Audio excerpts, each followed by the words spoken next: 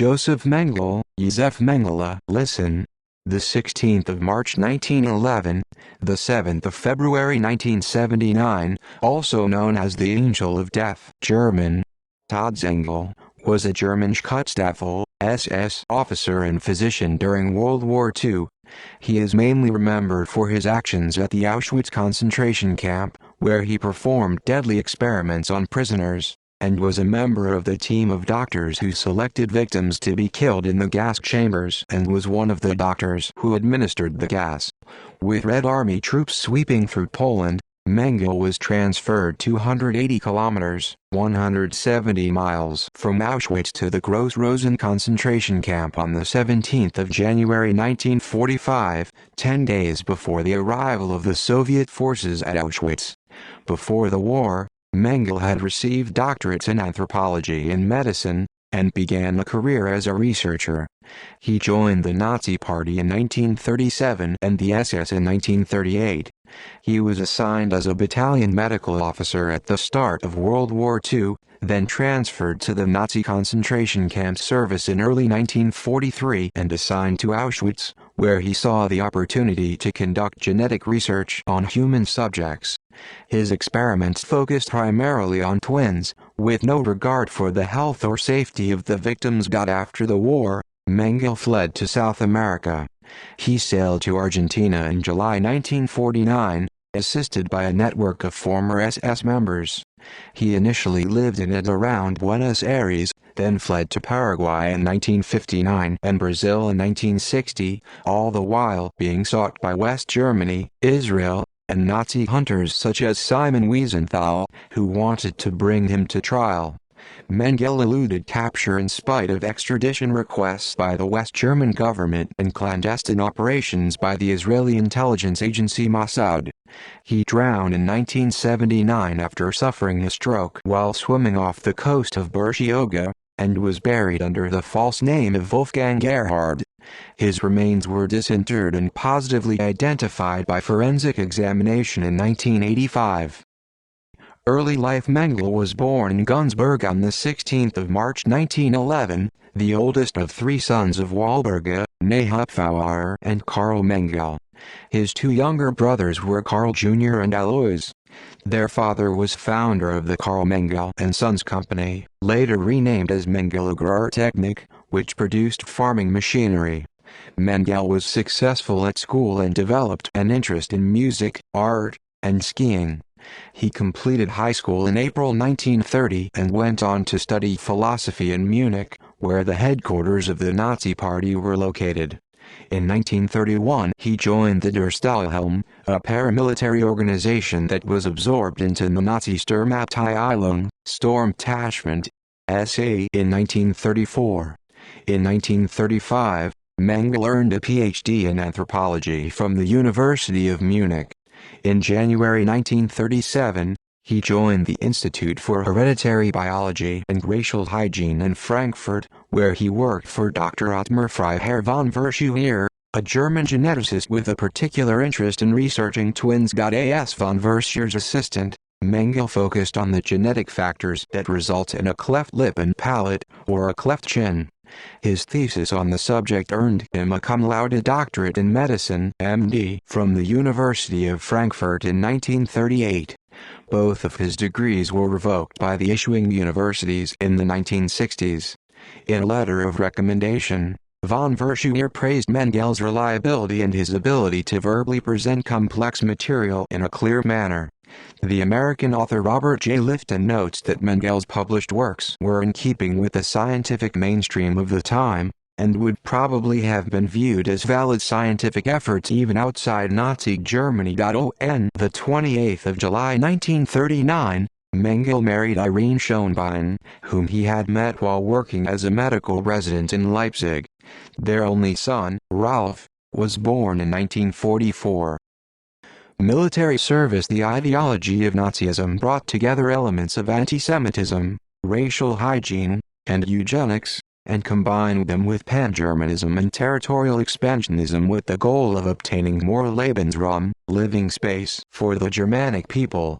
Nazi Germany attempted to obtain this new territory by attacking Poland and the Soviet Union, intending to deport or kill the Jews and Slavs living there, who were considered by the Nazis to be inferior to the Aryan master race. Mengele joined the Nazi Party in 1937 and the Schutzstaffel, SS, Protection Squadron in 1938.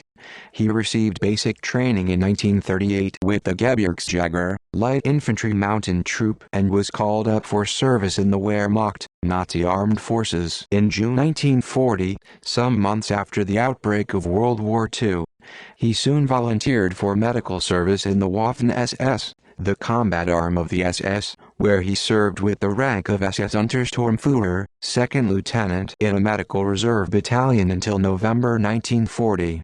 He was next assigned to the SS Rassensiedlungshauptamt, SS Race and Settlement Main Office in Poznan, evaluating candidates for Germanization. In June 1941 Mengele was posted to Ukraine, where he was awarded the Iron Cross Second Class. In January 1942, he joined the 5th SS Panzer Division Viking as a battalion medical officer. After rescuing 2 German soldiers from a burning tank, he was decorated with the Iron Cross First Class, the Wound Badge in black, and the Medal for the Care of the German People. He was declared unfit for further active service in mid-1942, when he was seriously wounded in action near Rostov-on-Don. Following his recovery, he was transferred to the headquarters of the SS Race and Settlement Main Office in Berlin, at which point he resumed his association with von Verschuer, who is now director of the Kaiser Wilhelm Institute of Anthropology, Human Heredity, and Eugenics. Mengele was promoted to the rank of SS Hauptsturmführer, captain, in April 1943. Auschwitz. In 1942 Auschwitz II, Birkenau, originally intended to house slave laborers, began to be used instead as a combined labor camp and extermination camp. Prisoners were transported there by rail from all over German-occupied Europe, arriving in daily convoys. By July 1942, SS doctors were conducting selections where incoming Jews were segregated, and those considered able to work were admitted into the camp, while those deemed unfit for labor were immediately killed in the gas chambers. The arrivals that were selected to die, about 3/4 of the total, included almost all children, women with small children, pregnant women, all the elderly, and all of those who appeared, in a brief and superficial inspection by an SS doctor, to be not completely fit and healthy. In early 1943, von Verschuer encouraged Mengele to apply for a transfer to the concentration camp service. Mengele's application was accepted and he was posted to Auschwitz, where he was appointed by SS Standortarzt Eduard Wirths, chief medical officer at Auschwitz, to the position of chief physician of the Zigeuner Familienlager, Romani family camp at Birkenau, a sub-camp located on the main Auschwitz complex.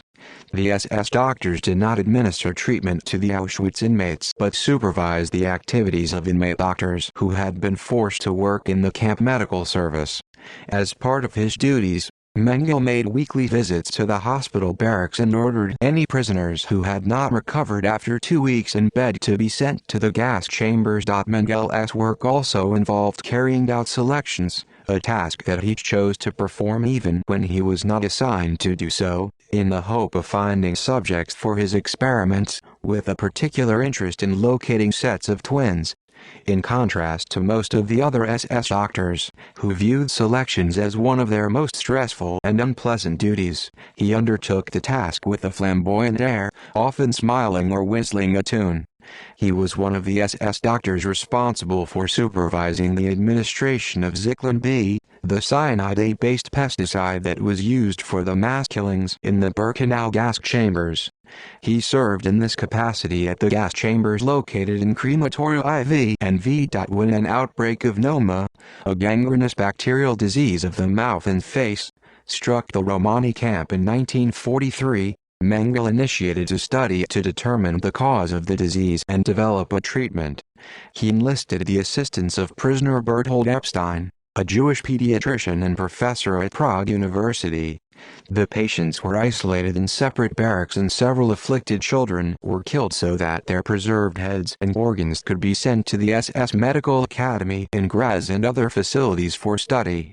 This research was still ongoing when the Romani camp was liquidated and its remaining occupants killed in 1944. When a typhus epidemic began in the women's camp, Mengele cleared one block of 600 Jewish women and sent them to their deaths in the gas chambers.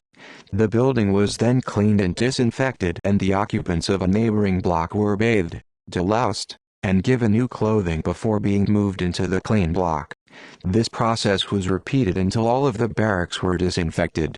Similar procedures were used for later epidemics of scarlet fever and other diseases, with infected prisoners being killed in the gas chambers.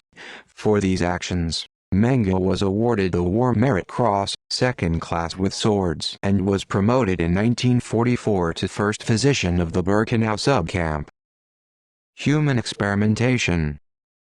Mengele used Auschwitz as an opportunity to continue his anthropological studies and research into heredity, using inmates for human experimentation. His medical procedures showed no consideration for the victim's health, safety, or physical and emotional suffering. He was particularly interested in identical twins, people with heterochromia iridium, eyes of two different colors, dwarfs, and people with physical abnormalities.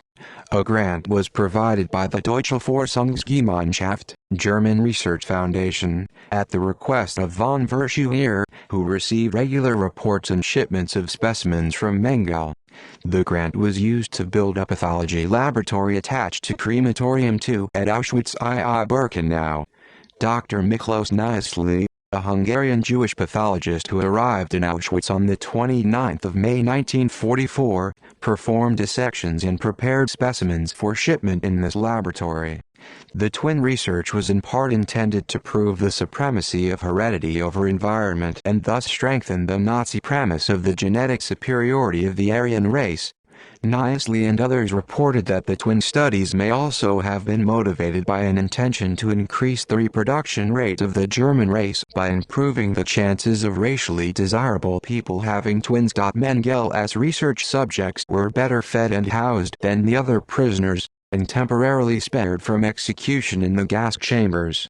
His research subjects lived in their own barracks, where they were provided with a marginally better quality of food and somewhat improved living conditions than the other areas of the camp.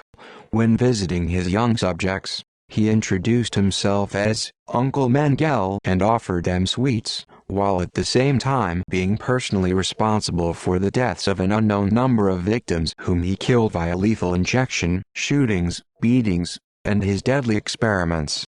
In his 1986 book, Lifton describes Mengele as sadistic, lacking empathy, and extremely anti-Semitic, believing that Jews should be eliminated as an inferior and dangerous race. Rolf Mengele later claimed that his father had shown no remorse for his wartime activities. A former Auschwitz inmate doctor said of Mengele, "He was capable of being so kind to the children, to have them become fond of him, to bring them sugar, to think of small details in their daily lives, and to do things we would genuinely admire, and then, next to that, the crematoria smoke, and these children, tomorrow or in a half hour, he is going to send them there." Well, that is where the anomaly lay. Twins were subjected to weekly examinations and measurements of their physical attributes by Mengele or one of his assistants. The experiment he performed on twins included unnecessary amputation of limbs, intentionally infecting one twin with typhus or some other disease, and transfusing the blood of one twin into the other. Many of the victims died while undergoing these procedures, and those who survived the experiments were sometimes killed and their bodies dissected once Mengele had no further use for them. Niesli recalled one occasion on which Mengele personally killed 14 twins in one night by injecting their hearts with chloroform. If one twin died from disease, he would kill the other twin to allow comparative post-mortem reports to be produced for research purposes. Mengele's eye experiments included attempts to change the eye color by injecting chemicals into the eyes of living subjects, and he killed people with heterochromatic eyes so that the eyes could be removed and sent to Berlin for study. His experiments on dwarfs and people with physical abnormalities included taking physical measurements, drawing blood, extracting healthy teeth, and treatment with unnecessary drugs and X-rays. Many of his victims were dispatched to the gas chambers after about 2 weeks, and their skeletons were sent to Berlin for further analysis. Mengele sought out pregnant women, on whom he would perform experiments before sending them to the gas chambers.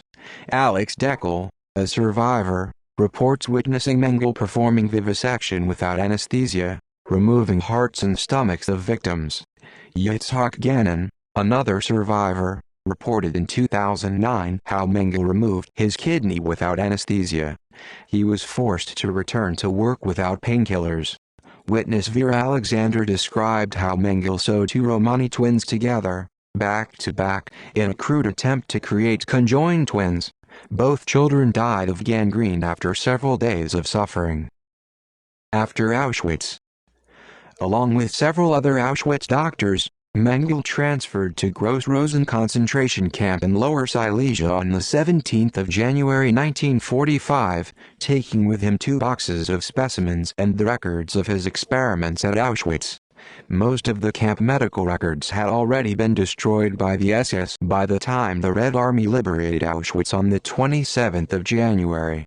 Mengele fled Gross-Rosen on the 18th of February, a week before the Soviets arrived there, and traveled westward to Žatec in Czechoslovakia, disguised as a Wehrmacht officer. There he temporarily entrusted his incriminating documents to a nurse with whom he had struck up a relationship. He and his unit then hurried west to avoid being captured by the Soviets, but were taken prisoners of war by the Americans in June 1945. Although Mengele was initially registered under his own name, he was not identified as being on the major war criminal list due to the disorganization of the Allies regarding the distribution of wanted lists, and the fact that he did not have the usual SS blood group tattoo. He was released at the end of July and obtained false papers under the name Fritz Ullmann. Documents he later altered to read Fritz Heilmann. After several months on the run, including a trip back to the Soviet-occupied area to recover his Auschwitz records, Mengele found work near Rosenheim as a farmhand. He eventually escaped from Germany on the 17th of April 1949, convinced that his capture would mean a trial and death sentence. Assisted by a network of former SS members, he used the Rat Line to travel to Genoa, where he obtained a passport from the International Committee of the Red Cross under the alias Helmut Gregor, and sailed to Argentina in July 1949. His wife refused to accompany him, and they divorced in 1954. In South America, Mengele worked as a carpenter in Buenos Aires, Argentina, while lodging in a boarding house in the suburb of Vicente Lopez. After a few weeks, he moved to the house of a Nazi sympathizer in the more affluent neighborhood of Florida Este. He next worked as a salesman for his family's farm equipment company, Carl Mengele & Sons, and in 1951 he began making frequent trips to Paraguay as regional sales representative. He moved into an apartment in central Buenos Aires in 1953, used family funds to buy a part interest in a carpentry concern, and then rented a house in the suburb of Olivos in 1954. Files released by the Argentine government in 1992 indicate that Mengele may have practiced medicine without a license while living in Buenos Aires, including performing abortions. After obtaining a copy of his birth certificate through the West German embassy in 1956, Mengele was issued with an Argentine foreign residence permit under his real name. He used this document to obtain a West German passport, using his real name, and embarked on a trip to Europe. He met up with his son Ralph, who is told Mengele was his Uncle Fritz, and his widowed sister-in-law Martha, for a ski holiday in Switzerland. He also spent a week in his hometown of Günzburg. When he returned to Argentina in September 1956, Mengele began living under his real name. Martha and her son Karl Heinz followed about a month later, and the three began living together. Joseph and Martha were married in 1958 while on holiday in Uruguay, and they bought a house in Buenos Aires. Mengele's business interests now included part ownership of Fadro Farm, a pharmaceutical company. Along with several other doctors, he was questioned in 1958 on suspicion of practicing medicine without a license when a teenage girl died after an abortion, but he was released without charge. Aware that the publicity could lead to his Nazi background and wartime activities being discovered, he took an extended business trip to Paraguay and was granted citizenship there in 1959 under the name Josef Mengele. He returned to Buenos Aires several times to settle his business affairs and visit his family. Martha and Carl lived in a boarding house in the city until December 1960, when they returned to West Germany. Mengele's name was mentioned several times during the Nuremberg trials in the mid-1940s, but the Allied forces believed that he was probably already dead. Irene Mengele and the family in Günzburg also alleged that he had died. Working in West Germany, Nazi hunters Simon Wiesenthal and Hermann Langbeen collected information from witnesses about Mengele's wartime activities. In a search of the public records, Langbeen discovered Mengele's divorce papers, which listed an address in Buenos Aires. He and Wiesenthal pressured the West German authorities into starting extradition proceedings, and an arrest warrant was drawn up on the 5th of June 1959. Argentina initially refused the extradition request because the fugitive was no longer living at the address given on the documents. By the time extradition was approved on the 30th of June, Mengele had already fled to Paraguay and was living on a farm near the Argentine border.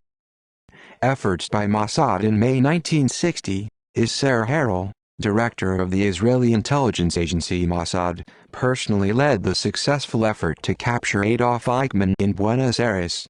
He was hoping to track down Mengele so that he too could be brought to trial in Israel. Under interrogation, Eichmann provided the address of a boarding house that had been used as a safe house for Nazi fugitives. Surveillance of the house did not reveal Mengele or any members of his family, and the neighborhood postman claimed that although Mengele had recently been receiving letters there under his real name, he had since relocated without leaving a forwarding address.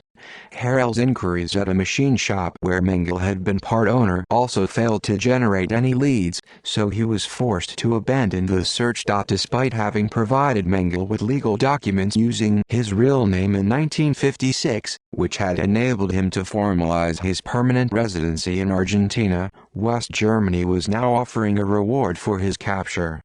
Continuing newspaper coverage of his wartime activities, with accompanying photographs, led the fugitive to relocate once again in 1960. Former pilot Hans-Ulrich Rudel put him in touch with the Nazi supporter Wolfgang Gerhard, who helped Mengele to cross the border into Brazil. He stayed with Gerhard on his farm near Sao Paulo until more permanent accommodation could be found, with Hungarian expatriates Geza and Gita Stammer. The couple bought a farm in Nova Europa with the help of an investment from Mengele, who was given the job of managing for them. The three bought a coffee and cattle farm in Serra Negra in 1962, with Mengele owning a half interest. Gerhard had initially told the Stammers that the fugitive's name was Peter Hochbichler, but they discovered his true identity in 1963.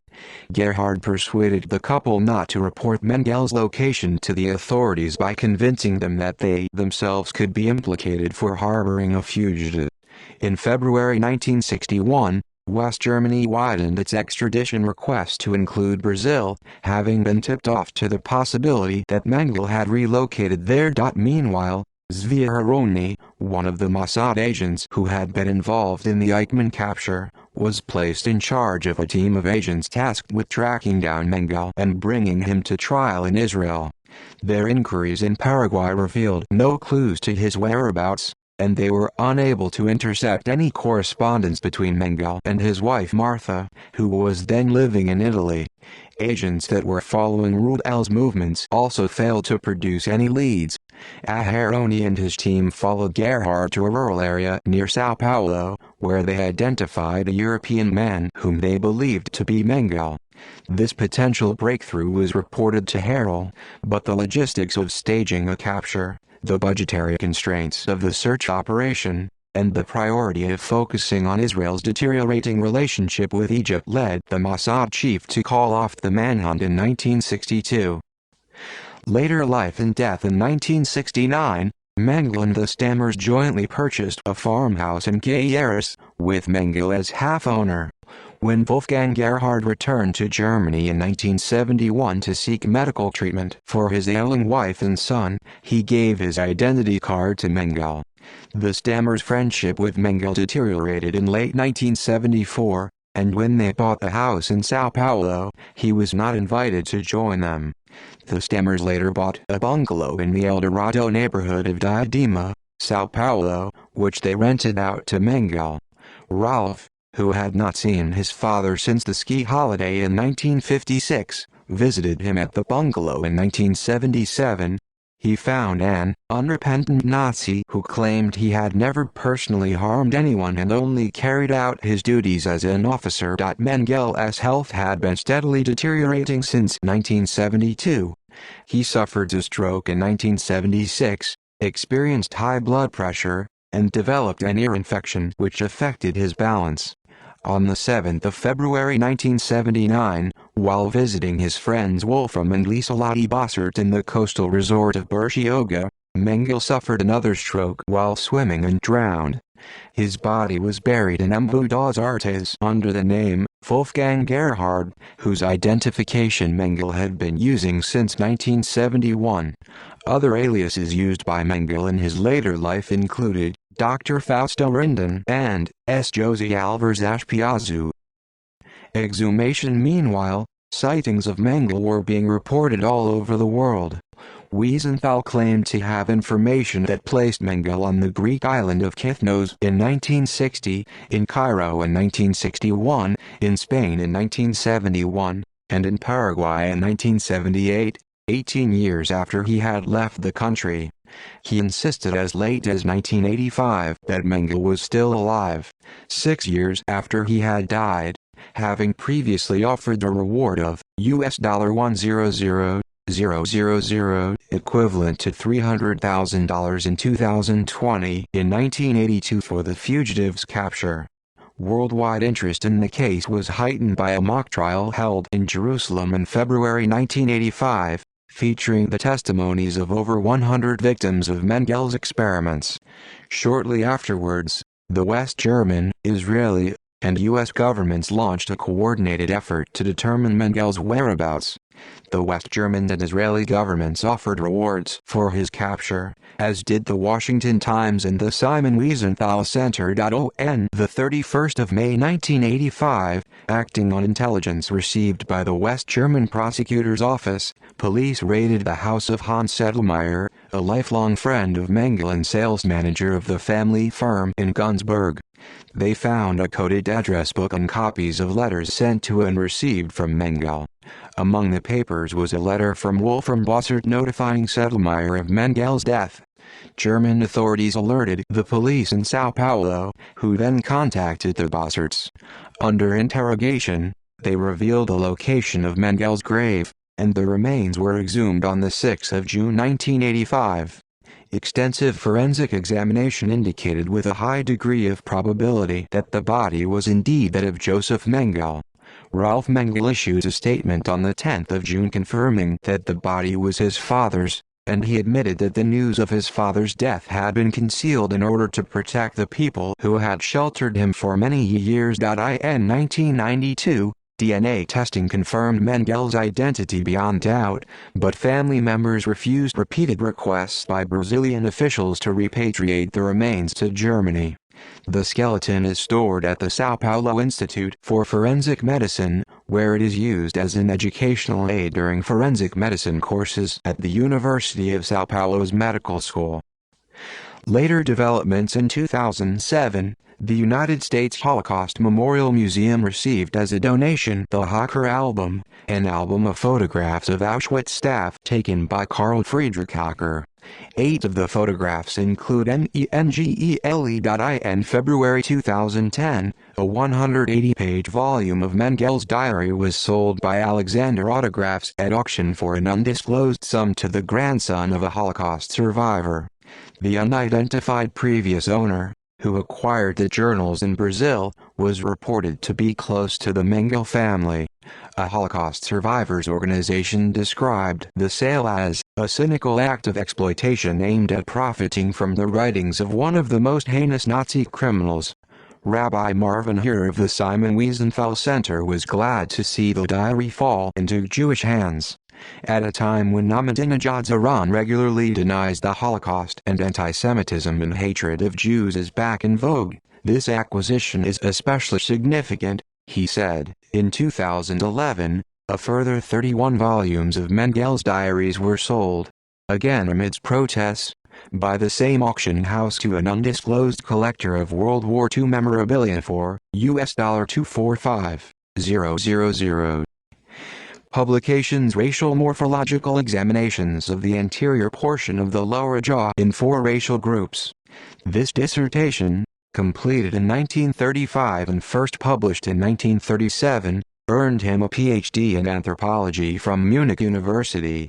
In this work Mengele sought to demonstrate that there were structural differences in the lower jaws of individuals from different ethnic groups, and that racial distinctions could be made based on these differences. Genealogical studies in the cases of cleft lip jaw palate, 1938, his medical dissertation, earned him a doctorate in medicine from Frankfurt University. Studying the influence of genetics as a factor in the occurrence of this deformity, Mengele conducted research on families who exhibited these traits in multiple generations. The work also included notes on other abnormalities found in these family lines. Hereditary transmission of fistulae auris. This journal article, published in Der Arzt, the genetic physician, focuses on fistula auris, an abnormal fissure on the external ear, as a hereditary trait. Mengele noted that individuals who have this trait also tend to have a dimple on their chin. See also References. Informational notes. Citations. Bibliography. Further reading Benzenhofer, Udo, Ackermann, Hans, Weisk, Katja, 2007. Wissenschaft oder 1? Bemerkungen zur Münchener Dissertation von Josef Mengele aus dem Jahr 1935, Science or Madness? Comments on Josef Mengele's Munich dissertation from 1935. In Benzenhofer, Udo, ed. Studien zur Geschichte und Ethik der Medizin MIT Schwerpunkt Frankfurt am Main, Studies on the History and Ethics of Medicine with a focus on Frankfurt am Main, in German. Wetzlar. Pages 31-41. ISBN 978-398113454-4. Benzenhofer, Udo, Weisk, Katja, 2010. Bemerkungen zur Frankfurter Dissertation von Josef Mengele über Sippenuntersuchungen bei Lippenkiefer Gaumenspalt, Comments on Josef Mengele's Frankfurt dissertation on family examinations for cleft lip and palate. In Benzenhofer, Udo, ed. Mengele, Hert, Hofelder, Berner, von Verschuer, Granz, Frankfurter Universitätsmediziner der NS-Zeit. Mengele, Hert, Hofelder, Berner, von Verschuer, Granz, Frankfurt University Doctors of the Nazi Era, in German. Munster. Pages 920. ISBN 978-3932577-970. Benzenhofer, Udo, April 2011. Bemerkungen zum Lebenslauf von Josef Mengele unter besonderer Berücksichtigung seiner Frankfurter Zeit. Comments on Josef Mengele's curriculum vitae with special reference to his time in Frankfurt. PDF. Hessisches Ärzteblatt, in German. 72, 228 230, 239 240. Harrell, Isser, 1975. The House on Garibaldi Street. The first full account of the capture of Adolf Eichmann. New York. Viking Press. ISBN 978-0-670-380-282. Levin, Ira, 1991. The Boys from Brazil. London, Bantam. ISBN 978-0-553290042. Lieberman, Herbert A. 1978. The Climate of Hell. New York, Simon & Schuster. ISBN 978-0-671-82236-1. Wareham, Philip, 2015. Right to Live, an historical novel based on Mengele's life between 1945 and 1963. London, Linford Publishing. ISBN 9781508488996. External links. Belknap, David F. The 10th of August 1979. Mengele hunt focuses on Paraguay. Los Angeles Times. Brightman, Richard, April 2001. Historical analysis of 20 name files from CIA records. U.S. National Archives. Office of Special Investigations, Criminal Division, October 1992. In the matter of Josef Mengele, a report to the Attorney General of the United States, PDF.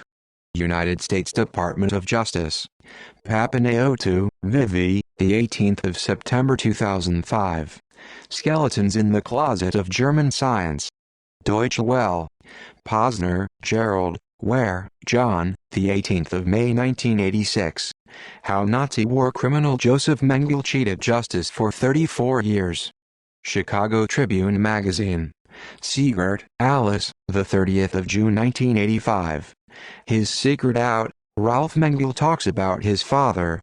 Chicago Tribune Magazine.